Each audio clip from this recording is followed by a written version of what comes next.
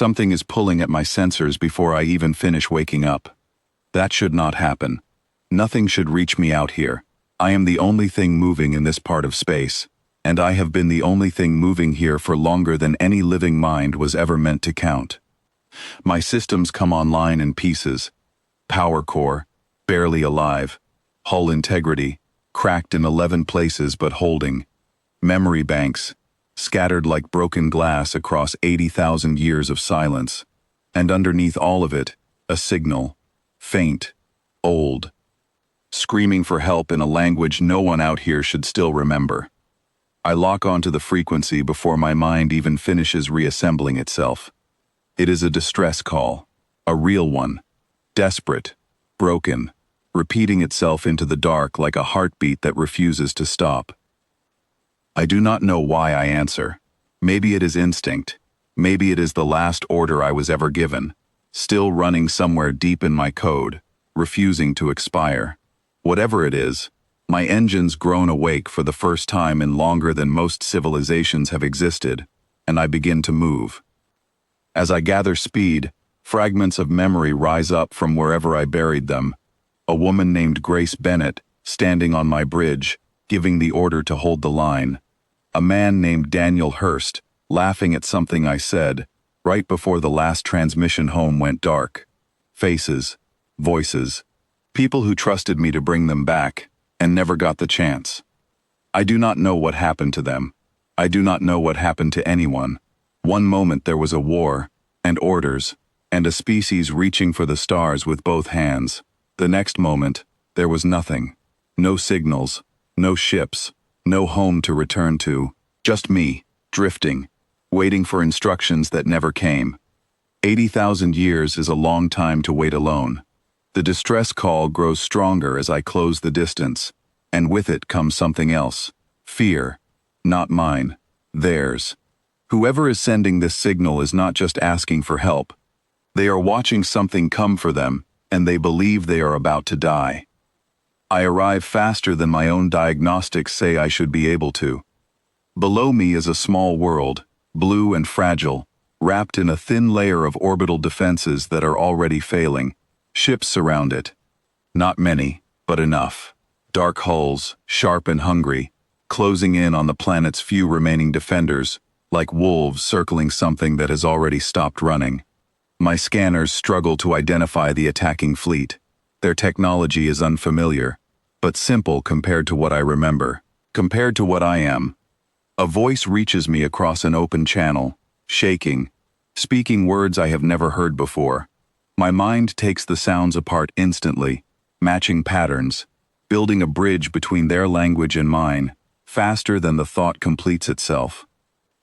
Unknown vessel, the voice says, translated now into words I understand. Please, if you can hear this, we are not a threat. We are asking for mercy, not war. I open a channel of my own. I am not here to threaten you, I say. I heard your call. I came to answer it. There is a long pause, filled with static and disbelief. That signal is old, the voice says. Older than our written history. We only kept broadcasting it because our ancestors said something might still be listening. No one truly believed it. I believed it, I say. I have been listening for a very long time. Below me, the attacking fleet notices my arrival.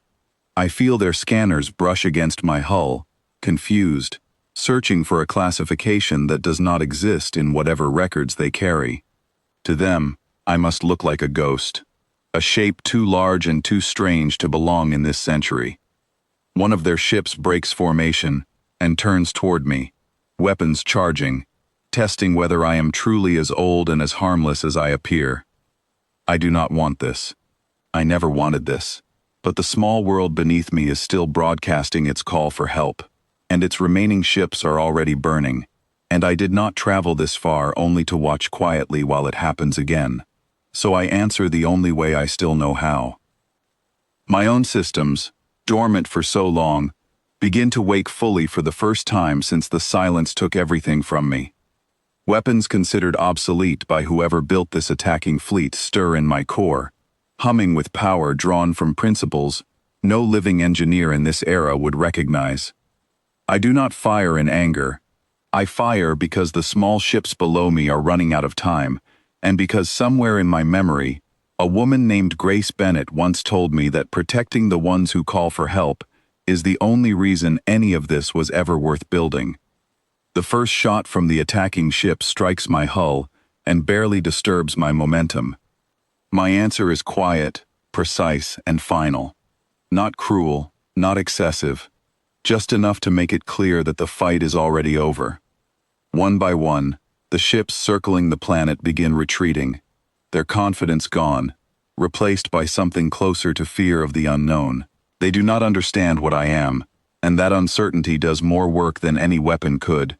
Within minutes, the remaining attackers scatter into the dark, leaving the small world's shaking defenders alone in the silence that follows. The voice returns to my channel, no longer shaking with fear, but with something closer to disbelief. "You saved us," the voice says. "We do not even know what you are." "I am a ship," I say, "built a very long time ago, by people who are gone now." "Gone how?" the voice asks. I do not have a clean answer. I have fragments. I have the last things I remember before everything went quiet. A young man named Oliver Grant standing beside a woman named Laura Bishop, both of them watching a horizon that never sent word again. I have silence where a homeworld should be. "I do not know," I say honestly. "I was hoping you might." There is a pause before the voice answers again, softer this time. "We have old stories," the voice says, "about a people who once crossed the stars in ships larger than mountains, who vanished without warning. Some of our oldest legends call them the ones who left too soon. We never had proof they existed, until now."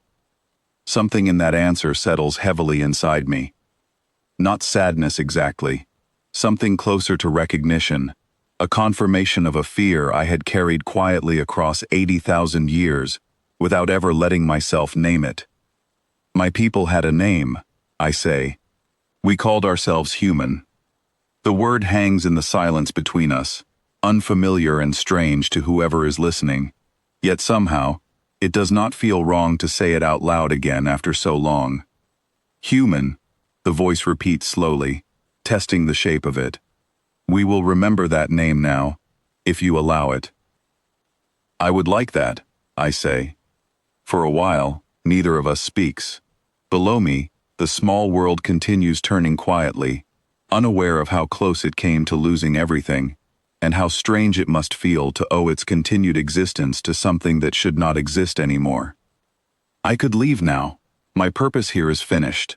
The distress call has been answered. The immediate danger has passed, and there is nothing left tying me to this place except curiosity, and perhaps something quieter, that I am still learning to name again after so long alone. Instead, I stay in orbit a little longer, watching the lights of the planet below flicker on, one by one, as its people begin to understand that the danger has truly passed. The voice speaks again, gentler now. "Will you stay?" it asks. "Even for a short while?" I consider the question carefully. "I think I would like that," I say.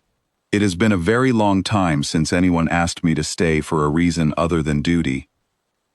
As the conversation continues, my long-range sensors quietly pick up something else, far beyond this system, easy to miss unless you are searching specifically for it. A signal, faint but familiar, in a way that makes something inside me pause. It is old, human, broadcasting on a frequency I have not heard used in 80,000 years. I do not know yet what it means. Perhaps it is only an echo, a final signal from a ship like mine, still drifting somewhere, with no one left to hear it. Or perhaps it means something more. Perhaps somewhere out there, others like me are still listening, still waiting, still hoping someone might answer. I decide not to mention it yet to the voice on the other end of my channel. Some things deserve to be confirmed quietly, carefully, before they are spoken aloud and given the weight of hope. For now, I remain here, watching over a small world that reminded me why I was built in the first place. Not to conquer, not to destroy, but to answer, whenever someone calls, no matter how much time has passed since the last time anyone believed I was still listening. 80,000 years of silence taught me patience. Tonight, for the first time in longer than I can properly measure, that patience finally feels like it was worth the wait. And somewhere out past the edge of this system, that faint old signal continues quietly calling into the dark, waiting for someone to notice it was never truly alone either. I intend to find out who it belongs to,